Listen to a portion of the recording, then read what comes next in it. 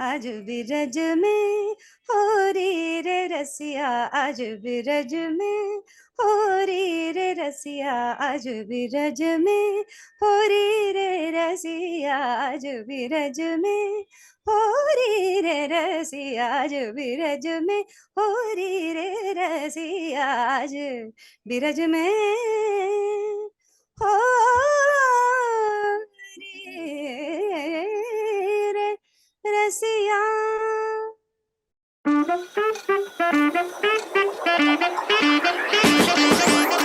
So, welcome to Wonder Woman Wednesday. We are delighted to have with us a talented musician who has gained widespread recognition for her exceptional vocal range and innovative approach to Indian classical music. Meet Chandana, a Carnatic classical singer whose music has been deeply influenced by her father, the renowned violinist Dr. S. Nataraj Murthy. Chandana's ability to effortlessly move between genres, including Carnatic, Hindustani, Sufi, and Jazz, has earned her numerous fans and awards. Her unique interpretation of Take 5, infused with the Carnatic idiom, went viral and gained her international attention. Her experiments with different musical styles have given the Carnatic idiom a fresh and contemporary expression, making her one of the most exciting musicians on the contemporary Indian music scene. She has also lent her voice to the soundtrack of the popular movie RRR. Thank you for joining us today, Chandana. We would love to hear from you about your journey. Thank you for having me on the show, Sneha, and I'm very happy to be talking to you today. So let's start from the beginning of your journey. And we would like to know what was the inspiration behind you pursuing this musical journey. So, I actually belong to a family of musicians. And my parents, my father is a professional violinist and a vocalist as well. My mother sings beautifully, though she didn't choose this as a career. And my grandfather was a composer, producer. And so I have kind of grown up in this environment, and I have not really known anything else in my childhood. And singing came very naturally to me. I didn't really have to be, taught very technically. Initially, I was just singing. I mean, whatever my father played on the violin, I could just repeat and stuff like that. So I think since it has been there in my blood and it's been a part of my DNA, I think I just chose it because it just came very naturally to me. Yeah, true. So, I mean, what we understand is that you've taken music as your primary career, right? That's the only thing that you know and do, probably. Yes, yes. So, So what yeah, were I some? mean, see, so when I was in school, I was like how children with special talents and everything get spotted and they get some sort of an attention, additional attention from teachers and friends and everything. That's actually what happened to me. And very soon I realized that music actually became a part of my identity. It was what and who I identified with. And if I took away music from me, I didn't really have a very I mean, I didn't really know what else that I could talk about much because initially that is what it was. And Yeah. and even when I was like at an age when I was expected to go and play with friends and you know spend time with friends, I was always there was always this calling for running back home and singing something or practicing or so that was also there at a very young age. So I guess because of that, this actually became a part of my. It's just a choice which just happened. Yeah. It's like you didn't even think about the other options, probably because, Yes, yes, yeah, yes, that's true. yeah. But like now that it is your primary career, do you anytime think that, whether this was the right choice or whether, or you're totally See, happy I with did. what you're doing currently? Uh, I mean, I did at one point. I think after my post graduation, there was a time when I thought maybe I should even take up a job, because sometimes it's not financially as lucrative as you want to be when you take up an arts, especially fine arts like this, because and especially belonging to the classical art forms. Though there may be innumerable concerts that you may be doing, financially they may not be very lucrative unless and until you reach a very high stage of performances and stuff like that. So there was a time when I took up a job and I was working with an HR company for about 3 months or so. But that was the longest that I could work, because being in the creative space, being constantly like being your own boss and you are like independent. I mean, there are so Correct. many factors that exert some sort of a control over you, like maybe your guruji, maybe your tutelage, maybe your discipline. But it's never an organization that you are kind of, you're reporting to and stuff like that. So Correct. because Yeah. of that, it is actually difficult personality wise also. It's very difficult to go to an office and work. And but I did try it for about 3 4 months. and Okay. um, and so, but yeah, but my father was always very very particular that I should do a graduation and a post graduation as well. So when I was in a class 12, like as in plus 2, I told Yeah. my father that I'll drop out of college and that I will pursue only music, because by then I had already started pursuing music professionally. I was doing a few recordings, I was singing for dance performances, and my day was quite full without having to go to college. And I used to bunk a lot of classes also. But my father was very very particular that you have to finish a graduation and you also should do a post graduation, because you should be financially independent, no matter, I mean, after you get married or whatever the situations and circumstances in life may be. Even if you whatever your husband brings home, you should be able to earn enough to support yourself and your children. And Correct. that independence he always wanted me to have, and he wanted me to have that kind of freedom, because of which he insisted that I have a qualification to fall back on in case Correct. there was a need sometime in the future. Yeah. So, did you have a struggle phase in your journey as a singer? Actually, it is a struggle phase at every stage of when you choose, especially art forms. Like any other field, but at least in any other field, you have a monthly income. You have maybe you take up a job, and then you have a month, whether you're doing exceptionally well or not, you are getting a pay at the end of the month. You may not be you may not be very happy and satisfied with the job satisfaction may not be there, but still the assurance of a financial thing is there. But when we choose independent art forms like this, I'm not talking only about musicians. Yeah, I'm talking about dancers, even sports people. I mean, there are so many other fields in which actors, and you know, it is the struggle is always going to be there, because no you're not going to have, like, every month is different. This month Yeah. you may have many projects, many lucrative projects. Some of them may be exceptionally satisfying just with respect to the content of the project, but it's not going to be constant. So Correct. Yeah. that's why it is constantly a struggle. So I've had many years of when I have not really performed much as I would have loved to, especially the initial years after moving to Bombay. There was a long gap, I can say, after I had my son for about 2 3 years. I was not really performing as much. But then I think it was the voiceovers at that time which kind of gave me a lot of support. So I used to go to people asking for work to sing to some of the coordinators and stuff like that, and they would say that, oh, you speak both Telugu and Kannada, so why don't you try your hand at voiceovers? And I really didn't know much about how the voicing whole industry works and all that, but I still kind of, it was on the job training for me. I had some really good senior voice artists who were guiding me and helping me and teaching me how to do this. And so it was like literally like on the job training. And that is still something that I still pursue whenever I have the time, or whenever there is a project that is interesting. I just go and I do these projects and record for them and come back. So there is Nice. always a struggle, but there is always peripheral things that you can choose, which kind of give you that little bit of cushioning around Yeah. what you want to do. True. But have you ever thought of quitting? I don't know, because that's not a choice at all. It's Okay. it's like, what else? If not this, then what else? I mean, I don't even know. I don't even, it's like taking a very significant part of my existence, you know.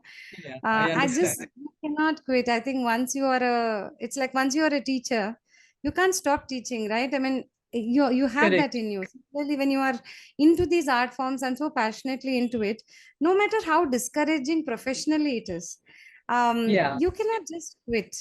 Maybe you choose other things that you can do along with it, but I correct. don't know if I don't know. I'm yet to find somebody who's quit and gone back to something else, a musician or a dancer or an actor like that. True, true. So how does your day go? Like how much time do you spend listening to, playing and singing music in a day? Um, See, so it's almost like an office work for me, because, as in the sense, I spend about 8 to 10 hours in music. I may not be singing all the time, but I do teach quite a bit. So I'm Okay. teaching, like I have a few students. So in a day, about 4 hours goes to teaching. So I have quite a Okay. few students, and I only believe in one-on-one teaching, and I dedicate an hour almost for every student. So 4 hours of my time actually goes away in teaching. Apart from that, what I also have is that I have these small group practice sessions that I conduct for my own students, exclusively for my Okay. students. So I also practice along with them. I actually share the idea with 3, 4 students at once, and I share the idea with them. Then we all go on mute on a Skype, and then we practice. We do our own practice.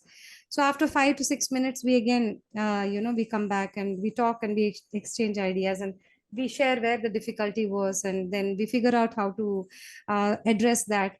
So this kind of a thing happens for about another hour and a half, and then I have my own practicing and learning to do. Because I have some specific project specific practice I have to do. Apart from my own Carnatic practice, sometimes some sort of a recording that I'm doing, or with a specific band that I'm performing, or sometimes I have to compose for certain dance ballets, for which I have to sit and work on a certain idea. So that a lot of time goes into that, and then a lot of research also goes into it, because I have this project called Marma, which is a conference of spiritual and devotional poetry. So for me, I keep reading up a lot of material from different poets and saints, to see if I can incorporate that into my project. And apart from that, of course, sometimes there are performances for which I just go away early for sound check, and then there is a performance that day, or sometimes there are recordings. So it's almost like 7 to 8 hours in a day spent on music. And sometimes we are Yeah. just writing notations of new songs that I want to teach my students. Yeah. So So your entire day is all about music. it's all about music, but of course, apart from that, there is quite a bit that goes into, like, I also cook for my family, and I have a very very helpful maid, so we kind of cook together. But then, Yeah. of course, you know how it is, the decision Yeah. making of what to Schedule. make, Yeah. Yeah. making sure that those things are there, the domestic whatever, Yeah. all those Yeah. things. And then I have a son with whom I have to spend a little bit of time, and so that Correct. that kind of things, yeah. Yeah. So let's talk about Take Five. So what is it that led to the creation of your Carnatic take on Take Five? Pa da ni da pa ma pa ri ma ga ri za ni za ga ri za ni za pa ni da pa ma pa sa ni za ga ri ga pa ma pa sa ni za ga ri za ni za pa ni da pa ma pa ri ma ga ri za ni za ga pa sa ni ni da da sa ga ri ga ma ga ri za ni za pa ni da pa ma pa ri ma ga ri za ni za ga ri ni za ma ga ri ni za pa ma ga ri ni za da pa ma ga ri ni za ni da ma ga ri ni sa ga pa sa ni da ma ga ri za ni sa ga pa ri ni da ma ga ri za ni za ga pa ga ri ni da ma ga ri gari za ni za ri ga ma pa ga ni za ni ni da da pa ma ma ga ri ri sa sa ri ga ma pa ga ni za ni da pa ma ga ri sa ni re ga ma ga ri sa ni ga ri ni da So, actually, for a significant part of my life, I think till my 24th year, it was mostly Carnatic classical music that I was focusing on. I was not really exploring other genres of music. Uh, though I was very keen, eager, and intrigued by a few genres, like ghazals was something that I was very fond of. I used to even listen to a lot of ghazals, try to sing some Kannada songs like ghazal, and especially Hariji's ghazals, Hariharanji's ghazals. And I used to try and incorporate certain elements into my singing, but I was never doing it professionally. Like I never, and I had never even thought of it because Carnatic was more or less was taking my time. And even if I sang for dance performances, it was mostly Bharatanatyam and Kuchipudi, which again required you to have a Carnatic approach to singing. But later, I think when I got married and came to Bombay, I started performing with different bands. And in these bands, it was like, a little bit of something else different from what I was singing, I was required to do. Like, for example, I had to sing something that didn't sound like Carnatic, like a taan kind of a thing. Sometimes, just an alap which didn't have the Carnatic inflections. So I started exploring like that and experimenting mostly. Even to this day, I don't claim that I'm a Hindustani singer at all, because I'm not. I understand and appreciate how much effort it takes to actually dwell in one genre of music, especially a classical discipline. It takes years and years of sadhana. And I have not even kind of touched any thing in Carnatic itself. So learning again Hindustani and mastering it is quite a huge task. It is not possible to do that in one lifetime. So I don't claim at all that I am a Hindustani singer, though I do like to sing some light classical genres of Hindustani, like Tumri and Ghazal. And so I kind of incorporate those elements into my singing. And apart from that, I started exploring, different devotional genres, as you could say, like Abhanga, Bhajan, where I was incorporating some of those into my own performances and stuff like that.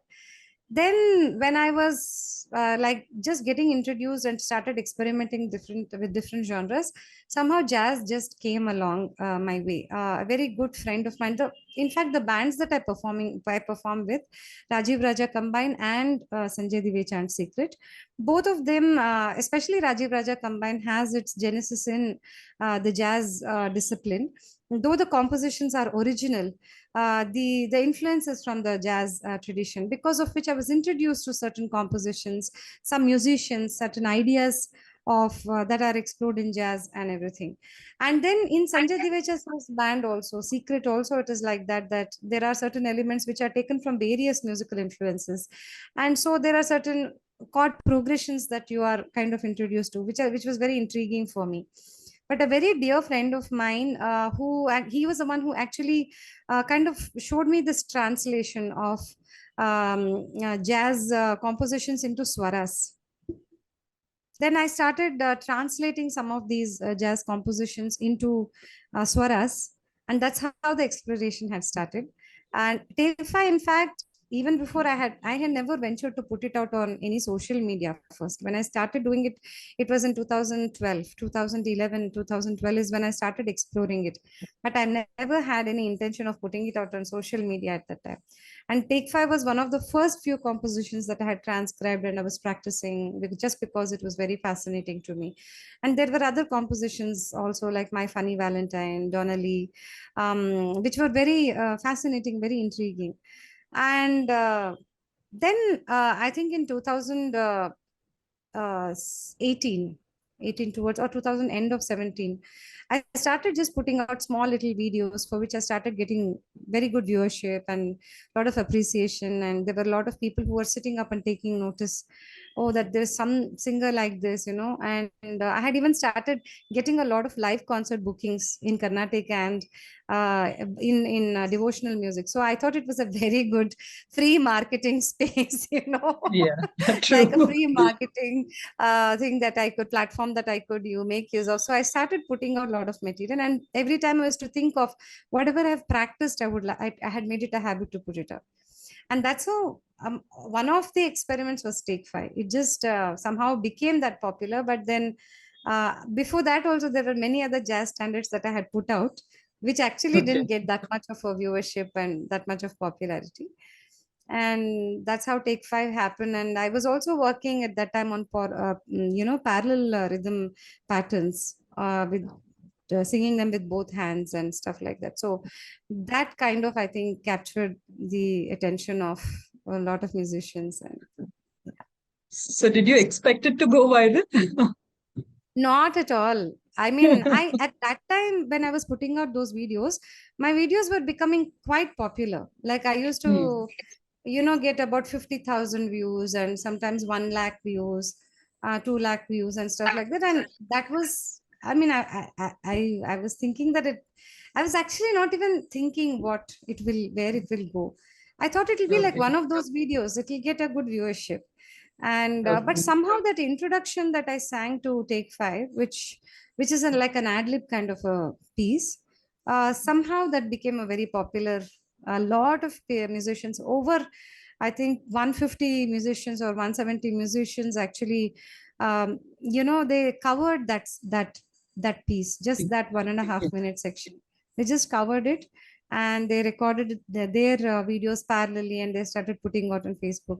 Initially it was very exciting for me because so many people were doing it. And but now after so many, I'm like, okay, now we'll do something different. I'm so tired Yeah. of just that. True. But that somehow, even the students of music, like the younger ones who have just about started, they like working on those swara patterns.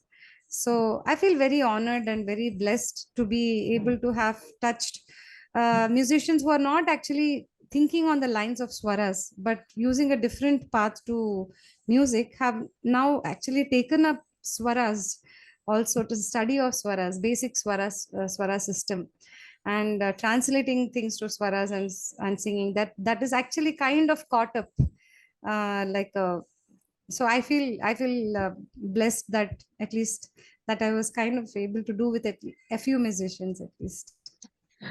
Very nice.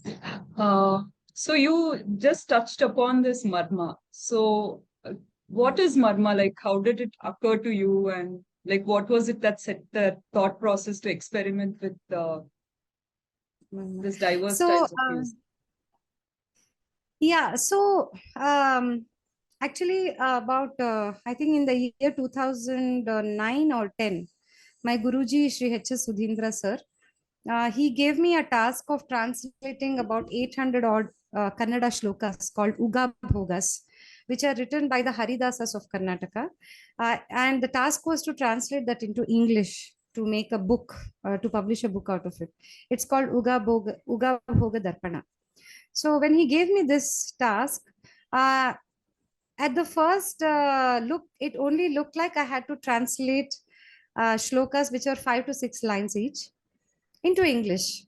So first my approach was that, and then I realized that it was getting much more deeper and deeper, in the sense that I was being introduced to different parts of devotion. It was not just surrender. It was not just a plea for help. It was so many aspects to devotion where the devotee could have any sort of a relationship that he or she sought with the Lord. Yeah. So the Lord could either be the father, the protector, or the friend, or the mother, or you could even he or she could be even the friend with whom you hurl insults, and there is banter, but still there is a kind of a quest to go back to the Lord. So there were, and also nirguni bhakti, where there is, you do not even say that I will follow the prescribed paths. I can still find the Lord within me, in spite of not following the prescribed paths. So when I was reading all these things and then introduction to so many mythological stories, there were so many questions that were coming to me. That how do I translate this to English? How do I translate a particular term or an ideology to English within that one line? It had to be translated like a phrase. But there was a lot of help that I got from a very senior saint who my Guruji had introduced me to. That is Sri Khagavaradassaru from Bangalore, and my friend Hari, my Guru Bandhu Hariharan used to go to him, and he used to record the material, translation and explanation, and that would be translated to English. So this was a process which took about a year, more than a year. During this process, I was so fascinated by this literature that I thought this kind of poetry, I should sing it out to everybody, not just Kannadigas, to people of every language. So I started actually translating them to English first. Sorry, Hindi first. And I thought Hindi will be a more universal language in India. Like I'll be able to talk about it. Yeah. But my Hindi is only 10 standard third language Hindi. So it's not like, I couldn't do justice to the translation at all. It was very mediocre. So then I stumbled on Kabir. And when I started reading Kabir's poetry, I came across so many similarities between Kabir and Kanakadasa, the ideologies of Kabir and Kanakadasa. So when, like, the concept of Maya that they both talk about, how they talk about the, how fragile this body is, and so much of importance that is actually associated with it is actually meaningless. And, so many, even the idea of Guru Bhakti, even the idea of, how the, so basically, I could see a lot of similarities and ideologies. So I thought, oh, okay, so this is something that I can still sing. It still has the same tattva in it. It has the same, the term that I use is marma. That is, it's something that is hidden in it. And then I started exploring other saints. And that's how I started exploring a little bit of literature of Mirabai. And then I stumbled on Andal when I was exploring, Shringara Bhakti and Madhura Bhakti, which is a complete unabashed surrender to the Lord. The Lord is the beloved, and everything that your existence is just your, the entire purpose of your life is to just get a union with the Lord, to be in union with the Lord. And then I, of course, had read a lot of Annamacharya compositions even before, both his Shringara Kavya and his Tattvapadas. I mean, it is so fascinating that a man who could explore Shringara and, sweet devotion in such a beautiful manner, where he, irrespective of his gender, he assumed the role of a female devotee to express his devotion to Venkateshwara. It is completely Madhura Bhakti. Could also write such intense tattva padas like Brahmamokate and even Nanati Batuku Natakamu, and which questions the sheer existence and everything that is connected ultimately to the Brahman. So, when I started reading these, and I thought, I'll put together an idea called Marma, a thematic concept called Marma, which is just like it is actually, it stands for like a devotee's, how there are so many paths to devotion to ultimately find the divine within you. Similarly, Marma became a platform for me to explore different genres of music to find the musician within me. Because I'm very grateful for my journey that began as a Carnatic vocalist. In fact, all my existence today is because I'm a Carnatic vocalist that I'm doing whatever I am doing today. But then the fact that Carnatic music has given me the freedom to also explore, say, an abhanga, or say a bhajan, or even a kavali, or a heer, or a kajri, or a hori, or a dadra, or a thumri, or a ghazal. The freedom that it has given me to explore that is because of the strong foundation that I've had in Carnatic. And all these elements come together in this exploration of Marma.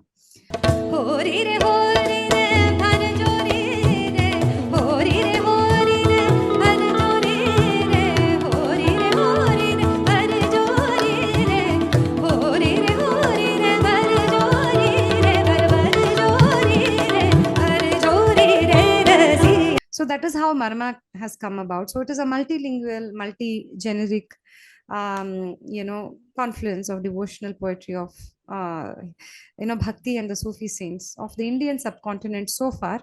But my quest is only to explore it and to make it more of a, like there are certain compositions which I even had the good opportunity to do some Gregorian chants for another project for a person in France. And when I read that poetry and started understanding that literature, I felt everywhere in the world, irrespective of the faith that you follow, the message that is conveyed is the same, to just be able to find the divine within oneself. Yeah. That is what the quest that has been, to just bring together all these elements, and that is the genesis of Marma, and that is how it has come about. Such a beautiful concept. I mean, especially, when you say to find the divine within yourself and the different paths that you have, it's Yes. actually very, very, I don't know, like it sets you thinking, like how do you want to go about it? And doing it through music, I think it's really beautiful. Yeah. So even the concerts, the Marma thematic concert that I do also, there is a lot of talk in that concert, because and it's in the format of a Harikatha, where there is a lot of humor and everything that is involved, because the subject itself is so heavy. It has to be conveyed in a very simplistic, a very casual manner.